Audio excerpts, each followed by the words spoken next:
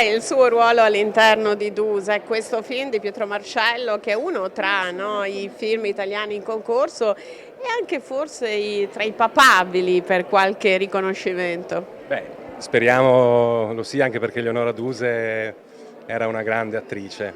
Il mio ruolo è quello di Milo, che è una camicia nera, un fascista, che in qualche modo è un ruolo negativo, se vogliamo, perché ehm, ostacola anche la libertà, ostacola l'arte della compagnia della Duse, appunto, e anche degli attori della compagnia. Lei come è stato selezionato per partecipare al film? Quali sono state le caratteristiche?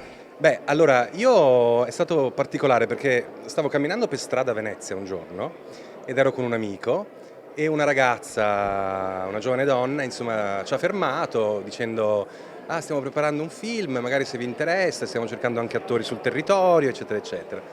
Poi casualmente, dopo un paio di giorni, il mio agente mi ha mandato la scena, le scene, insomma, per preparare il provino, e poi sono stato selezionato dal regista, mi ha dato il self-tape e sono andato a Roma, abbiamo fatto delle prove, perché poi nella scena ci sono anche dei momenti di lotta, stage combat, e quindi abbiamo fatto delle prove con gli stuntman. È stato molto bello, molto duro, perché abbiamo lavorato 3-4 ore intensamente. E poi c'è stato il regista ci ha parlato, ci ha spiegato un po' quello che voleva ottenere da questa scena, insomma, e che c'è anche una sorta di, adesso non voglio svelare, ma c'è una sorta di omosessualità velata, eccetera. Quindi niente, così è andata.